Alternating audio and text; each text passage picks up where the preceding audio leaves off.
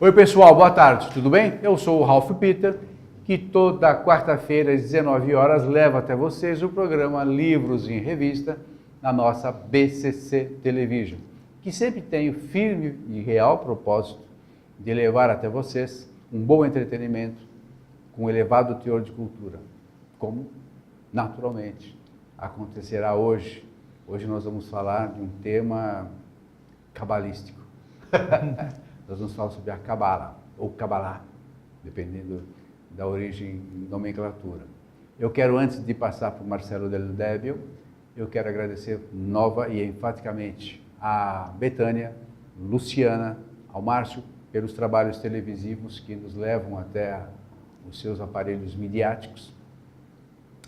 E também a Maria Estela Guedes, que a partir do seu site www.v.com nos insere, nos impele ao universo lusófono.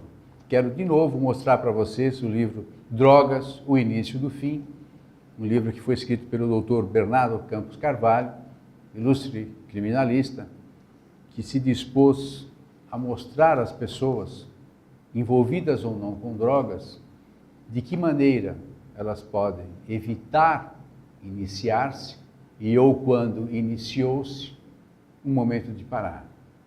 Não só para o drogado, como também para todos os circunstantes de um drogado, que infeliz e desafortunadamente nós estamos afeitos. Dificilmente você vai num lugar onde você não tenha alguém, um parente que esteja se drogando, ou que você vê na rua, gente perdida, literalmente.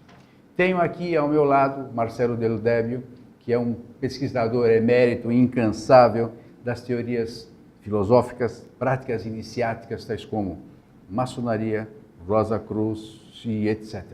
Trouxe ao mundo um livro impressionantemente lindo, profundo e que de maneira cabal praticamente esgota o assunto com muita sobriedade, com muita soberania e com muito respeito.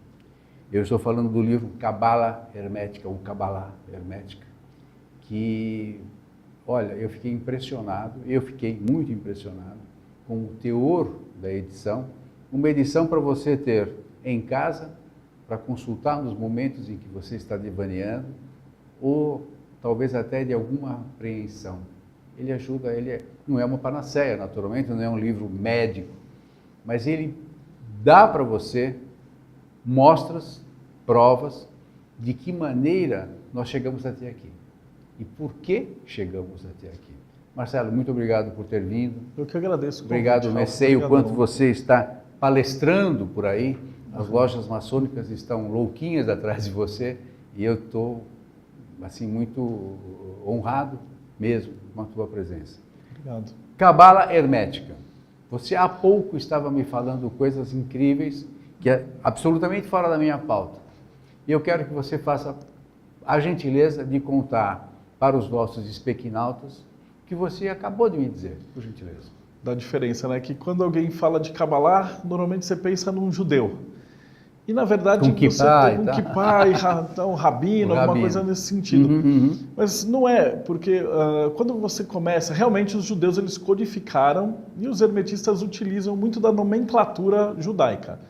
Mas o pessoal esquece que ali no Egito, né, da onde saiu Moisés, saiu os 10 mandamentos e saiu toda a base da Kabbalah judaica, os gregos também bebiam daquela geometria, daquela arquitetura e de todo aquele conhecimento. E eles também levaram esse conhecimento para a Grécia.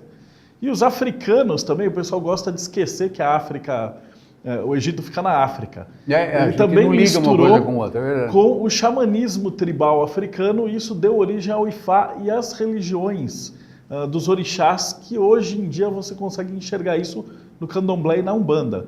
Então, você consegue ter uma origem comum, tanto do judaísmo, e depois do catolicismo, islamismo, as grandes religiões, quanto das religiões africanas, quanto das religiões gregas, que passou ali para a Europa, entrou pelos romanos, a greco-romana, e depois foi misturando com as religiões europeias, né?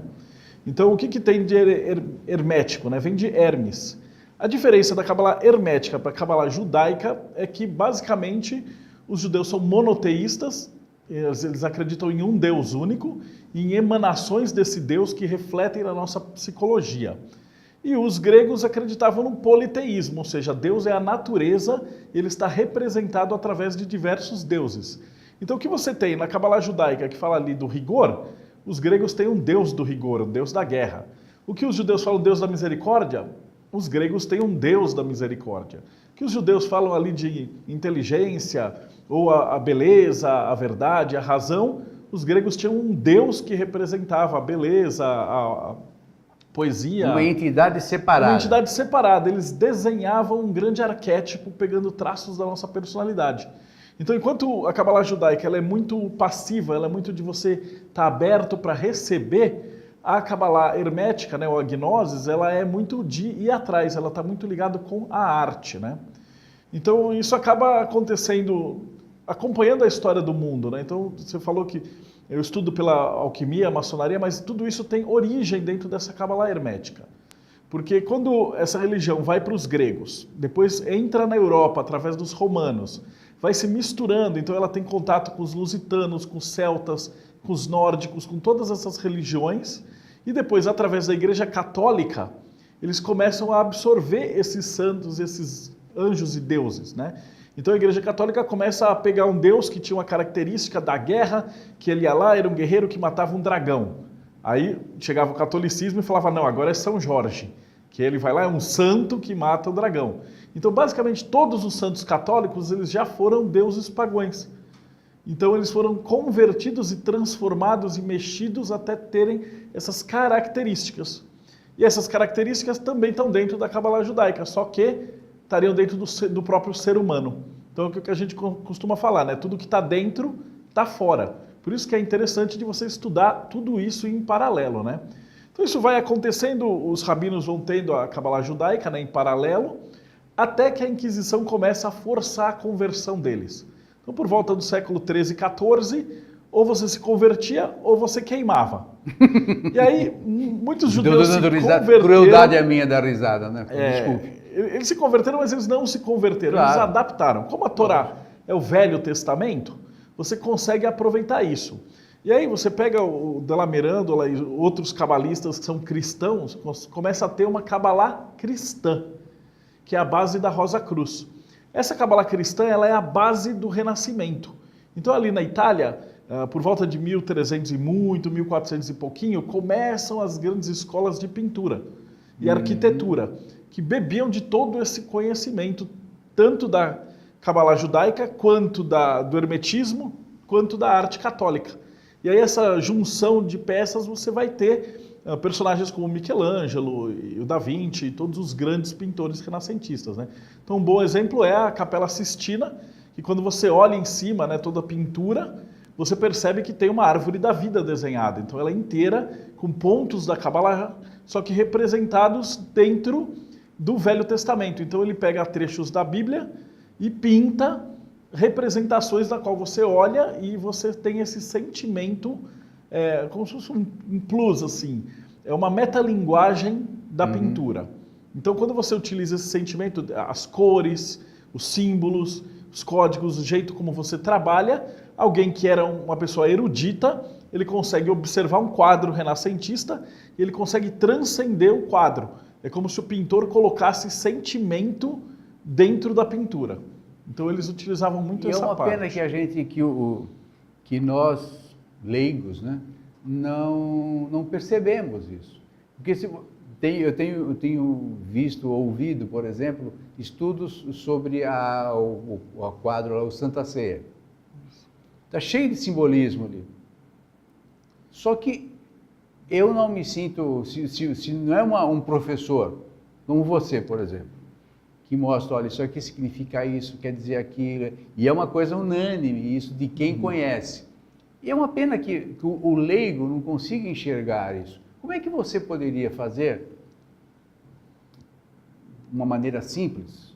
Não, esse livro já diz muito, mas uma maneira mais simplificada para mostrar, por exemplo, você falou da Capela Sistina, realmente aquilo é um show, mas é um show, para quem não conhece os dados que você dispõe, é só um show de beleza. não é um show de significado, como você acaba de demonstrar. Então, me sinto meio sacaneado, porque a maioria dos turistas, se não a quase total, olha aquilo e não vê nada, só vê beleza, só vê cor, uns não gostam, muita cor, muito isso, muito aquilo e tal, e ninguém sabe o que significa. Poderia haver um mecanismo midiático, por exemplo, de explicar, olha, isso que significa isso, que não fosse uma aula chata, que a aula de arte nunca é chata, mas... Seria um estudo da própria psicologia humana, né? Então, o Campbell, ele estudou muito disso, que ele chama de monomito, ou a jornada do herói. E aí o Jung também bebeu dessa fonte, e hoje em dia quase todos os grandes filmes, livros, quadrinhos bebem dessa cabala hermética. Então você pega ali o Harry Potter, o Star Wars, o Senhor dos Anéis, todos esses filmes, eles têm um roteiro que é extremamente amarrado nessa grande jornada, né? Então você tem um indivíduo, que é um ser comum, aí ele recebe um chamado, aí vem um mensageiro de fora, aí ele reluta, daí ele acaba cedendo, aí ele chega nesse outro mundo mágico, né, dos Jedi, dos magos, do Gandalf, aí ele vai ter uma grande missão e ele é o escolhido, mas ele não sabia, e aí ele vai tendo seus amigos, né, um que é mais racional, outro que é mais emocional, até ele junta armas, aí ele tem um guerreiro que vai com ele, um mestre, né, um mago, como Merlin, e trabalha nisso daí até conseguir uma arma final, e depois ele enfrenta o grande dragão, e aí ele traz um elixir e ele retorna para o mundo normal, né? Então isso é uma jornada, que a gente chama de jornada dentro da árvore da vida. Então todas as pessoas têm essa jornada, né? Todos nós vivemos isso. Os heróis vivem isso. Daí você fala, pô, mas isso é do Harry Potter? Não. A lenda do Rei Arthur já tinha isso. A lenda do 12 Trabalhos de Hércules já tinha isso. Você tem muitas lendas gregas, Jasão, você tem a história do Minotauro, você tem todas as histórias gregas pautadas dentro dessas grandes jornadas do herói, né? A Ilíada, a Odisseia, né? Primeiros textos literários. Mas isso não é um pouco a representação da vontade humana de se sobrepor? Mas as duas coisas são a mesma coisa. Então, do jeito que você fala, é uma visão mais cristã. É a vontade do ser humano se sobrepor e chegar a Deus. A visão da arte é o herói na qual eu me identifico, está passando por uma jornada na qual eu me identifico e consigo remeter para a minha própria vida através desses símbolos. Então, o que eu falei antes, tudo que está dentro está fora.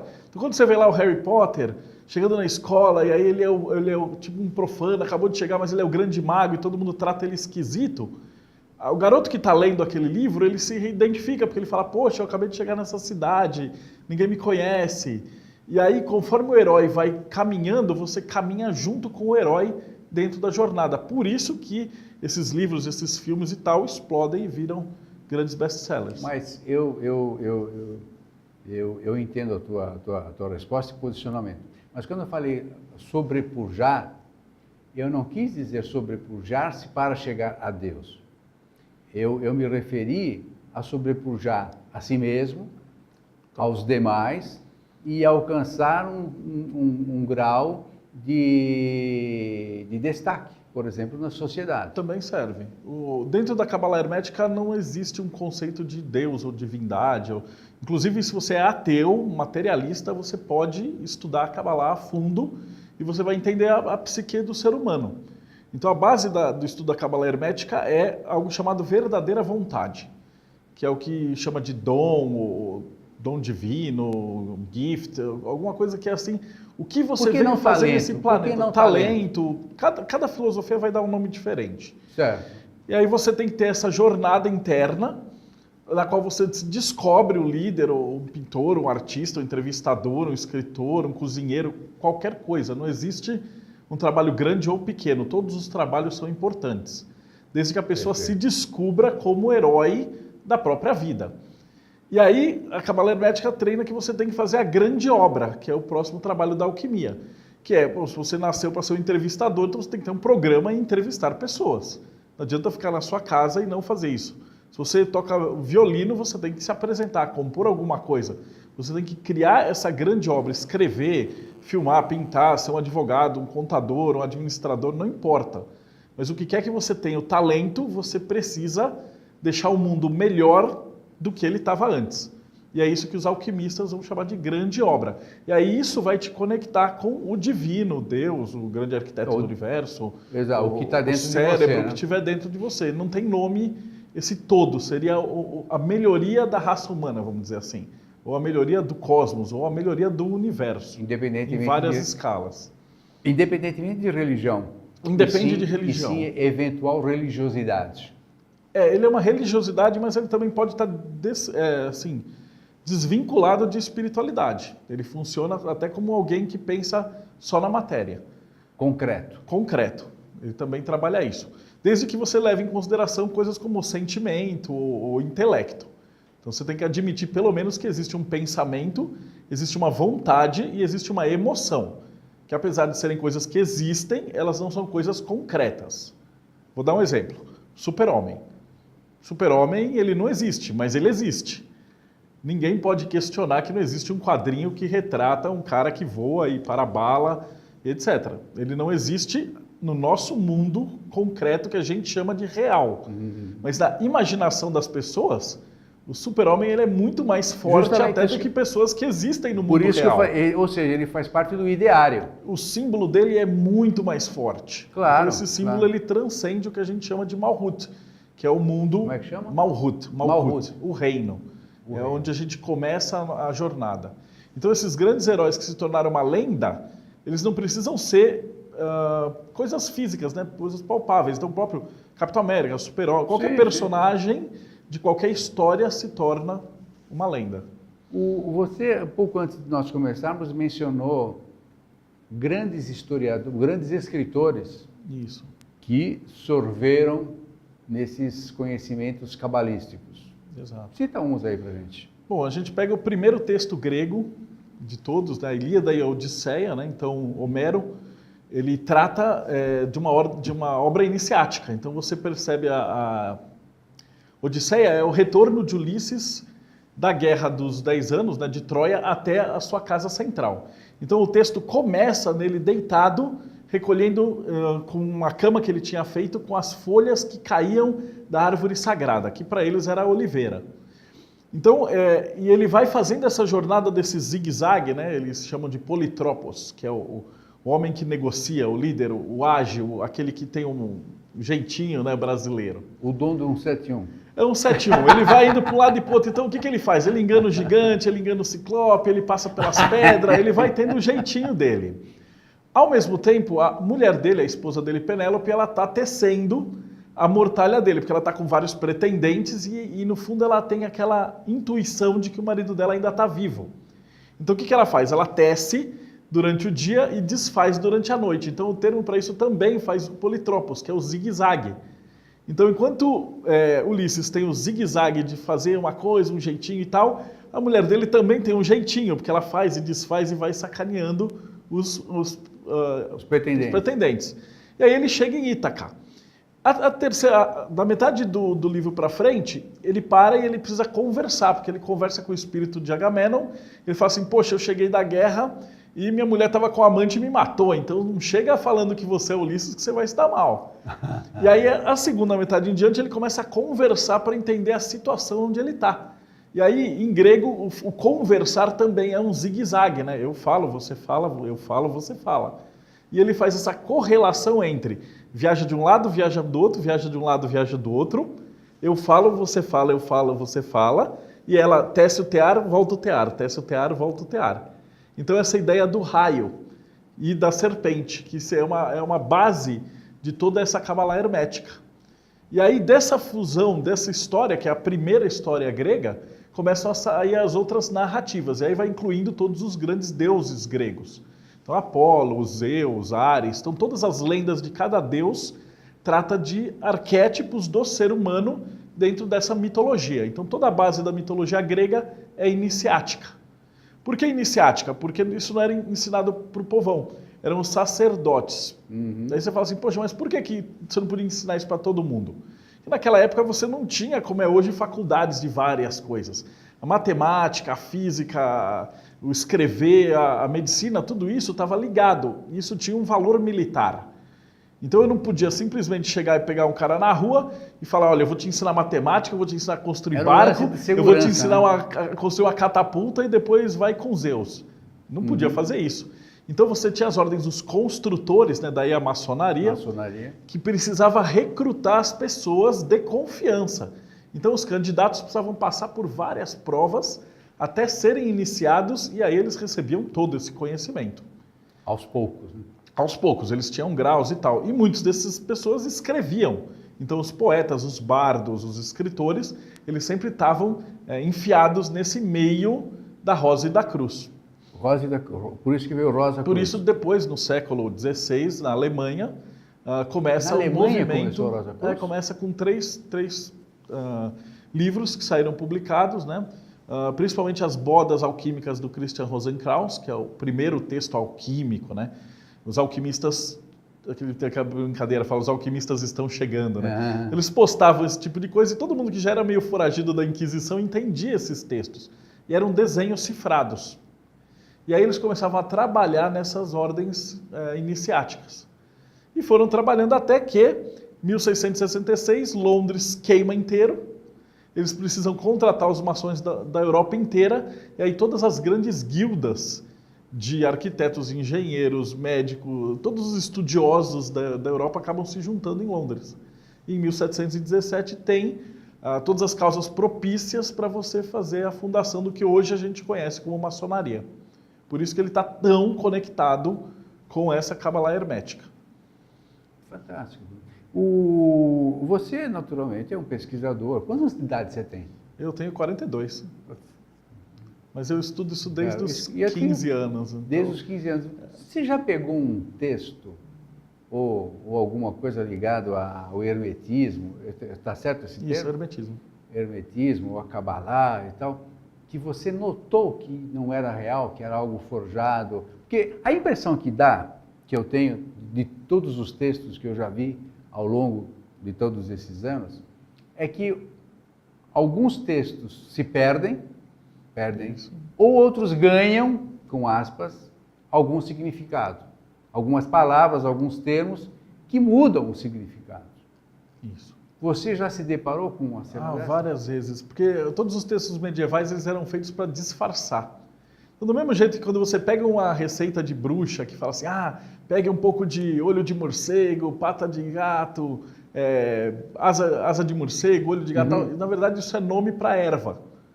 Então eles eram xamãs curandeiros, então eles estavam testando ali a medicina, para não entrar cair nos profanos, eles usavam códigos. E a hora que isso cai na mão do leigo, ele olha e fala, poxa, que absurdo isso. Um outro exemplo, por exemplo, é o Cagliostro. Ele foi preso, ele era um alquimista, ele dizia que ele conseguia transformar chumbo em ouro. Mas é o chumbo do ego no ouro da essência. Ele tinha todas as fórmulas que você, em teoria, deveria fazer em qualquer religião para se tornar uma pessoa melhor.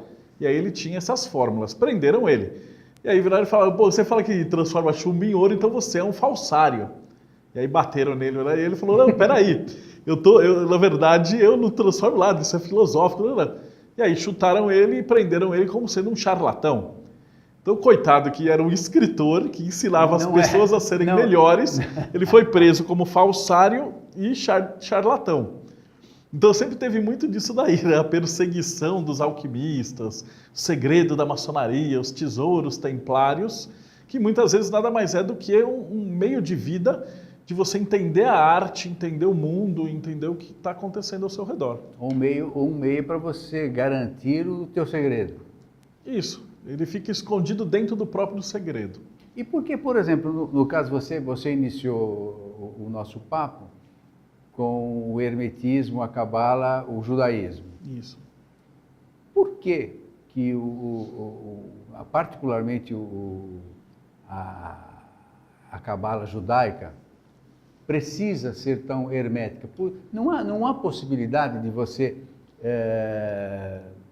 dimensionar de uma maneira mais democrática, mais popular esses ensinamentos? O pessoal sempre pergunta isso. Por que precisa ser tão hermético, tão fechado, com tanto segredo? E, nossa, porque aí é o seguinte, quando tem um segredo, fica uma áurea misteriosa.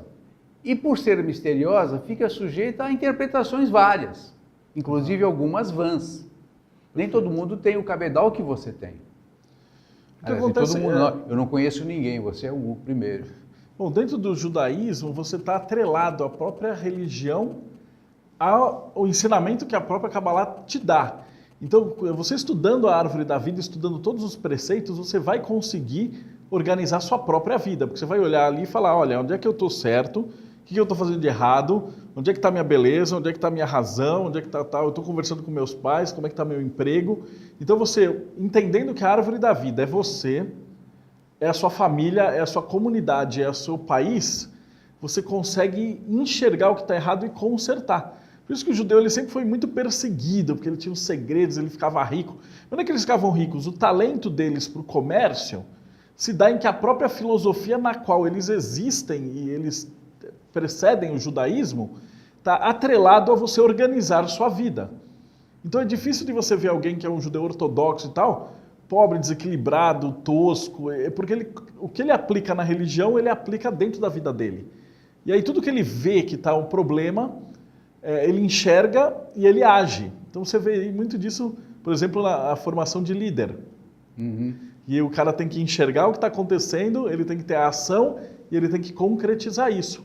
E dentro da Kabbalah você já está treinado desde criança a preparar sua mente para fazer isso.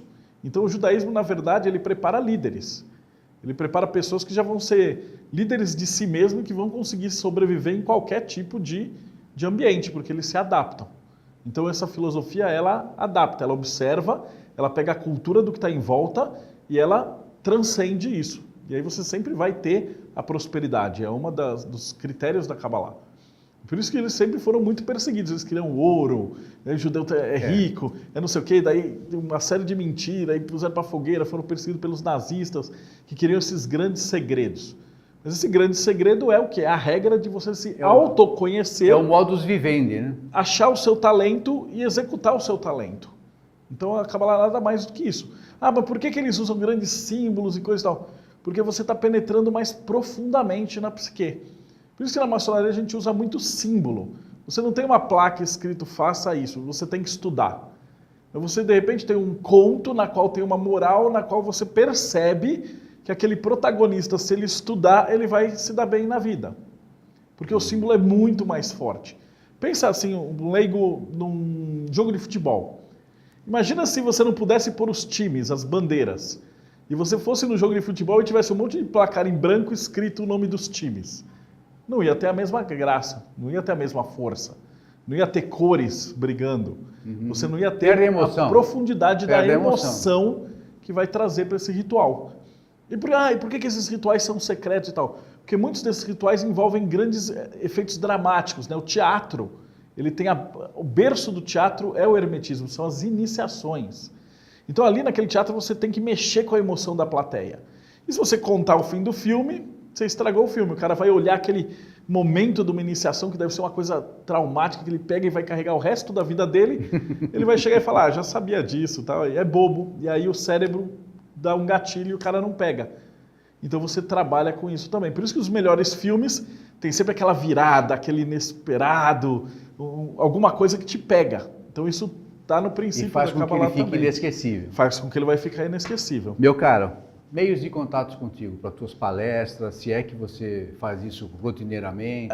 Eu costumo, pelo menos 1 ou 2 vezes por semana, ir em loja maçônica ou Templo Rosa Cruz. Mas e se alguma escola quiser chamar você? Pelo site me acha. Então qual é o site? É www.deldebio com 2 Bs. Vai estar aparecendo Deldebio com duplo B de bola.com.br. Perfeito, joia. Bom, nós estamos terminando já, tá? O público do teu livro, que por sinal, pessoal, é maravilhoso. Vocês estão vendo uma pessoa simples, dedicadíssima e que conseguiu produzir um livro absolutamente provocante, estimulante e quanto mais não seja, muito bonito para você deixar na tua estante e para, como eu disse, quando você estiver divaneando, estiver com alguma dúvida, algum obstáculo, esse é o livro. Nada como ter um coach, nada como ter um gestor, um psicólogo, um psiquiatra, mas essas páginas são absolutamente reveladoras. Acho que esse é o termo correto, né, mestre? É revelador, eu acho. Público do livro, qualquer um? O público do livro, Pode ser quem gosta livro, de arte... Então, pode ser livro leigo? Pode ser completamente leigo, ele tem muitas pessoas diferentes que vão gostar dele. Eu sou arquiteto, a minha especialidade é história da arte, religião comparada e semiótica. Então qualquer um que seja pintor, artista, desenhista, que queira entender melhor toda a história da arte, eu recomendo o livro. Alguém que goste de hermetismo, maçonaria, Rosa Cruz, ou faça parte dessas ordens também, ele vai entender melhor o que ele está fazendo ali dentro, da onde surgiu, como é que é, por que ele está fazendo aqueles rituais. Nas livrarias se encontra? Não, a gente distribui só pela editora mesmo. Então como que é? Me fala. É daemon.com.br. Mas se você entrar no site que passou ali, tem o link, tem tudo. Então tá perfeito. Meu amigo, se me permite, muito obrigado por ter vindo. Sei que você vai sair daqui correndo agora. E muito obrigado por ter ficado esperando aí a gente. Não, foi muito prazer, obrigado mesmo. Muito o prazer legal foi mesmo. nosso. Porta aberta sempre. Obrigado. Valeu? Pessoal, eu sei que vocês gostaram de conversar com o Deodébio, porém, o tempo acabou e até o próximo bloco. Felicidades. Tchau, tchau. Obrigado.